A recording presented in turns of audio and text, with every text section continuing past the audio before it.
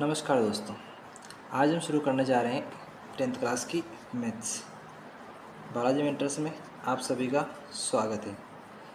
यहाँ हम पढ़ेंगे सारे के सारे बेसिक से लेके एक्सरसाइज के हर एक क्वेश्चन तक। ठीक है, सारे का सारे पहले बेसिक कंप्लीट करेंगे, उसके बाद सारी एक्सरसाइज के क्वेश्चन सोल्व करेंगे। ये क्लासेज आपके लिए RBSC, RBSE, CBSE और NCERT तीनों के लिए यूज़फुल रहेगी। ठीक है, तीनों के लिए क्लासेस यूज़फुल रहेगी। अब अपन आज स्टार्ट करते हैं। सबसे पहले अपना फर्स्ट चैप्टर मैथ्स का रियल नंबर। सबसे पहले अपन जानना चाहेंगे रियल नंबर होते क्या हैं। ठीक है, रियल नंबर वो नंबर होते हैं जो नंबर लाइन पे अवेलेबल होते हैं। रियल नंबर वो नंबर होते हैं जो नंबर लाइन पे अवेलेबल होते हैं। सपोज दैट मान लिया नंबर लाइन पे ये 0 है। ठीक है, नंबर लाइन इनफाइनाइट तक जा रही है, नंबर लाइन इनफाइनाइट तक जाती है। ठीक है, 0 से इनफाइनाइट, इधर हो जाएगा प्लस इनफाइनाइट, इधर हो जाएगा माइनस इनफाइनाइट। ठीक है, अब देखते हैं 1 2 3 4 5 अप टू 1 2 3 4 5। इधर नेगेटिव वाले नंबर आ जाएंगे, -1 -2 -3 -4 -5 अप टू 7 चलता जाएगा। ठीक है, इसी प्रकार ये जो नंबर लाइन पे हैं सारे के सारे रियल नंबर है। क्या रियल नंबर के बीच में यहाँ पे कोई ना कोई स्पेस है? यहाँ पे कोई नंबर होगा? क्यों नहीं होगा? यहाँ पे मैं लिख सकता हूँ 0.5 या फिर 0.05 लिख सकता हूँ, या लिख सकता हूँ 0.005 0.0005। यहाँ तक कोई दिक्कत है नहीं है। अगर यहाँ नंबर लाइन रियल नंबर वो सारे नंबर जो भी नंबर लाइन पे अवेलेबल है, या रियल नंबर वो होते हैं जो भी नंबर लाइन पे अवेलेबल हो। सारे के सारे क्या होते हैं? रियल नंबर होते हैं। ठीक है, और रियल नंबर सारे के सारे नंबर्स के लिए रियल नंबर लाइन पे एक यूनिक पैलेस होता है। ठीक है, सब हर यूनिक नंबर के लिए नंबर लाइन पे क्या होते हैं? यूनिक पैलेस होते हैं। जैसे कि नंबर लाइन के लिए 4 के लिए ये क्या है? Unique palace. और अगर नंबर लाइन का एक यूनिक पैलेस ले लें तो उसके लिए क्या होता है? एक यूनिक नंबर होता है। ठीक है, उसके लिए क्या होता है? एक यूनिक नंबर होता है। अब अपन देखते हैं रियल नंबर कितने टाइप्स के हो सकते हैं। रियल नंबर का अगर मैं देखूं तो रियल नंबर कितने टाइप के होते हैं? रियल नंबर होते हैं 2 टाइप के मिनिमम। रियल नंबर का अगर देखूं मैं तो होते हैं रेशनल नंबर और सेकंड होता है इरेशनल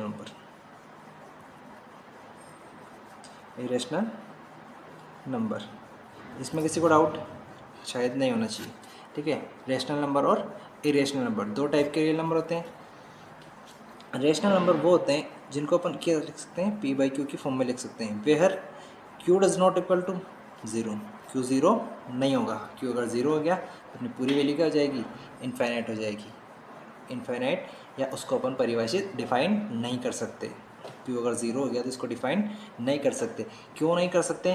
क्योंकि अगर मैं लिख दूँ 1/0 तो डिवाइड करने का मतलब होता है अपन किसी भी चीज़ या किसी भी वैल्यू के उतने टुकड़े करते हैं जितने से अपन उसको डिवाइड करते हैं। ठीक है, जैसे कि सपोज दैट मान लिया मैंने 1 को 2 से डिवाइड किया तो इसको 0.5 प्लस 0.5 लिख सकते हैं।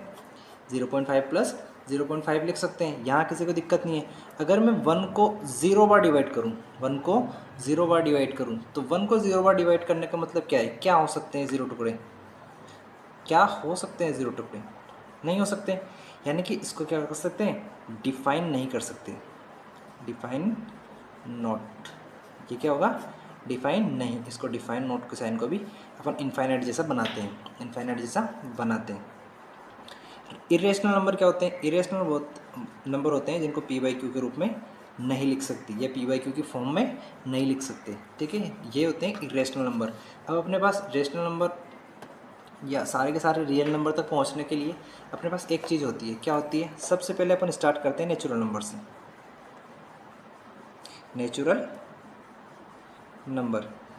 नंबर क्या होते हैं? सबको पता है, 1 2 3 4 अप टू 100। ठीक है, प्लस अनंत तक या प्लस इनफाइनाइट तक सारे के सारे जानते हो नेचुरल नंबर के बारे में। नेचुरल नंबर के बाद आता है अपना whole number. Whole number. Whole number क्या होता है? नेचुरल नंबर में अगर मैं 0 ऐड कर दूं तो क्या मिलेगा मेरे को? Whole number. क्या मिलेगा? Whole number. अप टू सॉन। होल नंबर के बाद क्या आता है? Integer number. इंटीजर नंबर, ठीक है। इंटीजर नंबर क्या होता है? 0 तो है ही सही, पर 0 के साथ +-1, +-2, +-3 और +-4 अप टू सॉन। यहाँ तक कोई डाउट? मेरे हिसाब से कोई डाउट नहीं होना चाहिए। अब इंटीजर नंबर मिल गया मेरे को, होल नंबर मिल गया मेरे को, नेचुरल नंबर मिल गया मेरे को, रेशनल नंबर मिल गया, समझ में आ गया, और इरेशनल नंबर समझ में आ गया। अब लिख सकते हैं कि रियल नंबर क्या होता है? रियल नंबर इज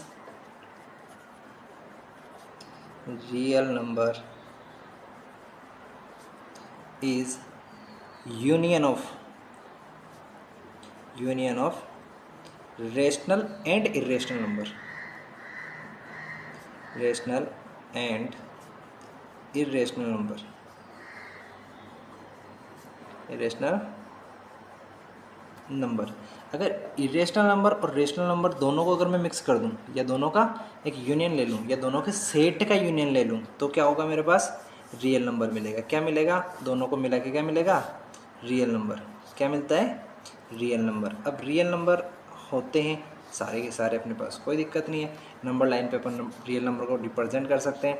अब अगर मेरे पास कोई वैल्यू है, जैसे मान ली मैंने पाई या √2, ठीक है। पाई की वैल्यू 3.14 अप टू सॉन चलती जाती है, ठीक है। अपन यहीं तक याद रखते हैं, और इसको अगर आप लिखना चाहो तो 1472 ऐसे कुछ आएगी, 72 अप टू सॉन चलती जाती है। √2 की वैल्यू आती है अपने 1 पॉइंट समथिंग, 1 पॉइंट समथिंग कुछ वैल्यू होती है, 1 पॉइंट शायद 1.42 के आसपास √2 की वैल्यू होती है अपने पास, ठीक है। अब इसको डिफाइन करना है कि इसको नंबर लाइन पे देखना है अपने को, कहाँ होगा नंबर लाइन पे देखने के लिए आपने 9th क्लास में देखा था कि नंबर लाइन पे इरेशनल नंबर को ड्रॉ करना। अब मैंने ले लिया ये 0, क्या है मेरे पास? 0 से मैंने यूनिट डिस्टेंस पे एक मेरा पॉइंट ले लिया A, ठीक है। और इस 0 को मैं O भी बोल सकता हूँ, या फिर 0 को मैंने बोल दिया P है। P और A की डिस्टेंस कितनी है? यूनिट, या 1 यूनिट, ठीक है। अब यहाँ से अगर अपन देखें कि मेरे को नंबर लाइन पे देखना है कि √2 कहाँ आएगा, तो यहाँ से देखने के लिए मैं एक परपेंडिकुलर डाल दूँ। मैं पॉइंट A पर एक परपेंडिकुलर डाल देता हूँ। ये पूरा पॉइंट A है, पूरे पॉइंट पे क्या डाल दिया मैंने? एक परपेंडिकुलर डालने के बाद अगर ये परपेंडिकुलर कितने डिस्टेंस का डालूंगा या कितनी लेंथ का डालूंगा, वो अपन देखें, वो भी कितना होगा? 1 यूनिट का। कितने का होगा? 1 यूनिट का। इसकी लेंथ भी कितनी होनी चाहिए? 1 यूनिट। अब 1 यूनिट ये आ गया, 1 यूनिट अपने पास बेस मिल गया, 1 यूनिट मेरे को परपेंडिकुलर मिल गया। परपेंडिकुलर और यूनिट का स्क्वायर अगर मैं करूँ, ठीक है, तो अगर पाइथागोरस थ्योरम अगर देखें तो p² + b² क्या होगा? h²। हाइपोटेनियस, अब हाइपोटेनियस का स्क्वायर क्या होता है? ये लो, देख लिया मैंने, हाइपोटेनियस। इधर p का स्क्वायर प्लस हाइपोटेनियस का स्क्वायर मिलेगा 1 का स्क्वायर + 1 का स्क्वायर = h का स्क्वायर। तो यहाँ से अगर मैं h निकालना चाहूँ तो कितना मिलेगा मेरे को? √2। h निकालना चाहूँ तो कितना मिलेगा? √2। अब मेरे पास हाइपोटेनियस की वैल्यू कितनी आएगी? √2। अब √2 ड्रॉ करने के लिए सबसे पहले हम क्या करते हैं कि यहाँ पे रखते हैं 0 पॉइंट पे अपने प्रकार की नोक, या फिर जिस चीज़ से भी अपन सर्कल ड्रॉ करते हैं, प्रकार ही बोलते हैं इंग्लिश में, हिंदी में बोलते हैं प्रकार, बाकी इंग्लिश में क्या बोलते हैं मेरे को ध्यान नहीं है। प्रकार की नोक यहाँ पे रखेंगे, पेंसिल यहाँ पे रखेंगे, और √2 रेडियस की क्या करेंगे अपन? √2 रेडियस का एक कर्व ड्रॉ करेंगे। √2 रेडियस का यहाँ से कर्व ड्रॉ करूँ मैं, तो ये मैंने कर्व ड्रॉ कर दिया। अब एग्जैक्ट प्रकार से ड्रॉ करोगे तो कहीं ना कहीं इसकी वैल्यू आएगी, इसको बोलते हैं अपन √2, ठीक है। ऐसे अगर √3 डिफाइन करना है तो √2 और वापस से 1 यूनिट, वापस से क्या लिया? 1 यूनिट, 1 यूनिट लिया, और 1 यूनिट और √2 का स्क्वायर करना है, यानी कि परपेंडिकुलर ये 1 हो गया, और बेस क्या हो गया? √2। वापस से अगर अपन देखना चाहें तो √2 का स्क्वायर, ये तो हो गया बेस, प्लस परपेंडिकुलर का स्क्वायर 1 का स्क्वायर = क्या मिल जाएगा? h²। ठीक है। अब यहाँ अगर देखें तो 2 + 1 = h²। तो h की वैल्यू को निकालना हो तो 2 + 1 3 और स्क्वायर रूट कर दिया तो √3। यहाँ पे अगर देखना चाहें अपन तो यहाँ पे मिलेगी अपने को क्या, √3। h की वैल्यू क्या मिल जाएगी, √3। इसको जैसे अपन ड्रॉ करेंगे यहाँ पे क्या आ जाएगा अपना कर्व यहाँ आएगा तो कितना आ जाएगा, √3। इसके बाद अपना अगला नंबर क्या हो जाएगा, 2 हो जाएगा। ठीक है, 2 के लिए अपन क्या करेंगे, वापस से 1 यूनिट डालेंगे, 1 यूनिट के बाद परपेंडिकुलर डालेंगे, 1 यूनिट परपेंडिकुलर डालेंगे, बेस बनाएंगे √3 को, और बेस बनाने के बाद हाइपोटेनस निकालेंगे। तो हाइपोटेनस की वैल्यू क्या आ जाएगी अपने पास, 4 आएगी। √4 को अपन 2 लिख सकते हैं, तो एग्जैक्टली 2 पहुँच जाएगा। ऐसे धीरे धीरे अपनी रेडियस बढ़ती जाएगी। जैसे जैसे रेडियस बढ़ती जाएगी वैसे वैसे आपकी इरेशनल नंबर की वैल्यू यहाँ मिलती जाएगी। ठीक है, ऑब्वियसली नंबर ऐसे फाइंड करते हैं अपन। बाकी और आगे देखते हैं। अब होता है इरेशनल नंबर आपके करंट सिलेबस में। ठीक है, ये इरेशनल नंबर ड्रॉ करना तक तो था 9th में। अब आपको दे रखा है इरेशनल नंबर होते क्या हैं, या इरेशनल नंबर और इन सब के लिए कुछ थ्योरम्स आपको दे रखी है। ठीक है, तो सबसे पहले अपन फंडामेंटल थ्योरम ऑफ फैक्टराइजेशन देखते हैं। आपकी थ्योरम कौन सी है, 1.1 थ्योरम 1.1। अगर आप देखें थ्योरम 1.1 अगर देखेंगे तो थ्योरम 1.1 होती है आपकी फंडामेंटल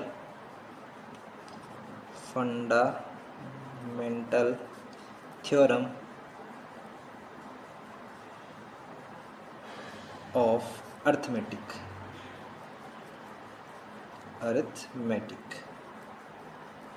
ये क्या आपकी फर्स्ट थ्योरम है, एनसीईआरटी की फर्स्ट थ्योरम। ठीक है, fundamental theorem of arithmetic, fundamental theorem of arithmetic, इसको अपन देखते हैं। ये फंडामेंटल थ्योरम ऑफ अर्थमेटिक कहती क्या है, ये बोलती है आपको कि every composite number can be expressed as a product of prime.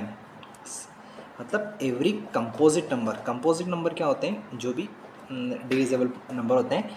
All divisible number are composite number, all divisible number are composite number. सारे डिविजिबल जो होते हैं वो सारे के सारे कंपोजिट नंबर होते हैं, या भाज्य संख्याएं होती हैं।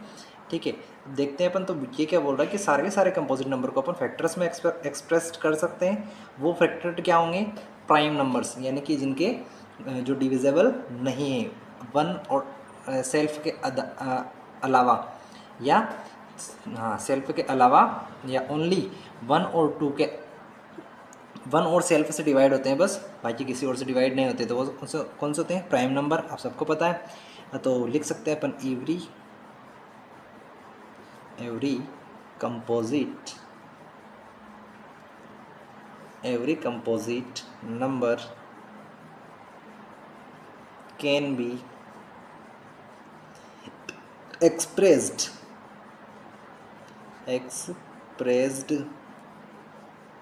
यानी कि अपन लिख सकते हैं किसके फॉर्म में, फैक्टर की फॉर्म में, फैक्टराइज्ड एज ए, कैसे लिख सकते हैं, एज ए प्रोडक्ट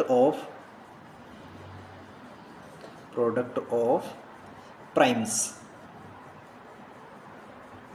जैसे कि मैंने लिखा प्रोडक्ट ऑफ प्राइम्स एंड, थोड़ी सी और थ्योरम आपकी, एंड दीज फैक्टराइजेशन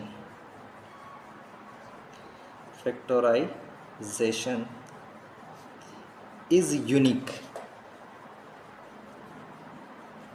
जो आपका फैक्टराइजेशन करेंगे, जिस फैक्टर के रूप में लिखेंगे, वो फैक्टराइजेशन क्या होगा, यूनिक होगा। किसका यूनिक होगा,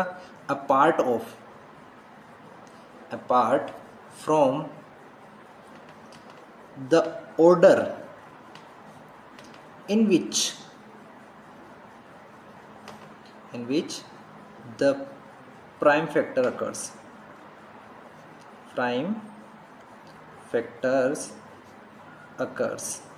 या occur। ठीक है, मतलब उनके ऑर्डर को अपन क्या कर सकते हैं, कैसे भी लिख सकते हैं, पर जो प्राइम फैक्टर होगा वो क्या होगा, यूनिक होगा। एग्जाम्पल के तौर पे मैं आपको बता सकता हूँ। फॉर एग्जाम्पल ले लिया मैंने 6 के मैं फैक्टर करूँगा तो 2 × 3 लिख सकते हैं। क्या 3 और 2 डिवाइड है किसी अदर संख्या से, क्या 3 और 2 प्राइम नंबर है या कंपोजिट नंबर है।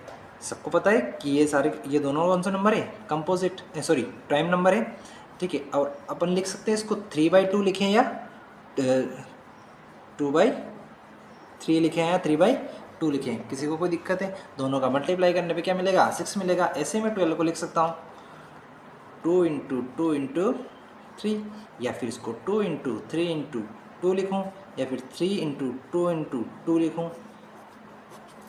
सारी चीज़ें क्या है? यूनिक है। इसके सारे के फैक्टर्स क्या है? यूनिक फैक्टर है, सारे के सारे यूनिक है। अब यूनिक है मतलब इन फैक्टर की वैल्यू तो क्या मिलेगी मेरे को? हर बार मिलेगी फैक्टर की वैल्यू 12। क्या मिलेगी? 12। सबको पता है 12 मिलनी है। अब इसके लिए आपको एक चीज़ बोल रही है कि नेचुरल नंबर्स का जब भी फैक्टराइजेशन करेंगे, the prime factorization of a natural number is unique except for the order of its factor. मतलब देखते हैं अपन कि the prime factorisation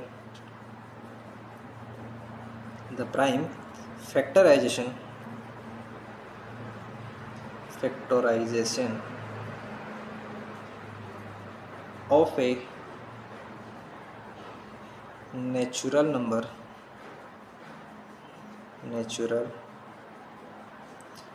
is unique except, इसको कैसे एक्सेप्ट करते हैं अपन? Except for the order of its factors. मतलब इसके सारे के सारे फैक्टर्स जो हैं वो किसी भी ऑर्डर में अपन एक्सेप्ट करते हैं। ठीक है। फंडामेंटल थ्योरम के बाद जस्ट दे रखे हैं आपको HCF और LCM। ठीक है। HCF और LCM होते क्या हैं? LCM क्या देखते हैं कि स्मॉलेस्ट पावर देखते हैं। किसकी देखते हैं? कॉमन प्राइम फैक्टर की, यानी कि कॉमन प्राइम फैक्टर जो है उनकी स्मॉलेस्ट पावर लेके उन सबका क्या कर देंगे? प्रोडक्ट कर देंगे। जैसे कि मैं अगर देखना चाहूँ तो 4 और 8 का LCM अगर देखना चाहें तो LCM कितना आएगा? देखो 2 को लिख सकते, 4 को लिख सकता हूँ मैं 2 × 2, 8 को लिख सकता हूँ 2 × 2 × 2। अब यहाँ पे कॉमन देखना है, यहाँ पे 2 × 2 है, यहाँ पे भी 2 × 2 है, दोनों में कॉमन मिल रहा है, तो इसको लिख सकते हैं अपन 2 × 2 = 4। 8 और 4 का HCF कितना हो जाएगा? 4। यहीं LCM अगर देखें अपन तो LCM क्या होता है कि ग्रेटेस्ट प्राइम फैक्टर, अगर अपन LCM देखना चाहें कि 8 और 4 का LCM क्या आएगा, तो 8 और 4 का LCM के लिए इसमें इसकी पावर कितनी होती है? 2। इसमें 2 की पावर क्या हो जाएगी? 3। 2 की पावर 2 और 2 की पावर 3, दोनों को अगर मैं मल्टीप्लाई करूँ तो 2 की पावर 2 × 2 की पावर 3। दोनों की ग्रेटेस्ट पावर देखते हैं अपन। क्या देखते हैं? ग्रेटेस्ट पावर देखते हैं। उन दोनों का क्या करते हैं? प्रोडक्ट करते हैं। किस में देखते हैं? इस प्राइम फैक्टर में जो भी इन्वॉल्व है, सबकी पावर देखते हैं। ठीक है। तो ये हो जाएगा 2 की पावर 5 हो जाएगा। 2 की पावर 5 होता है 32। 32 को डिवाइड अपन 8 से भी कर सकते हैं और 4 से भी कर सकते हैं। 32 को अगर मैं 8 से डिवाइड करूँगा, 8 4 से 32, और 4 से डिवाइड करूँगा तो 4 8 से 32। ठीक है।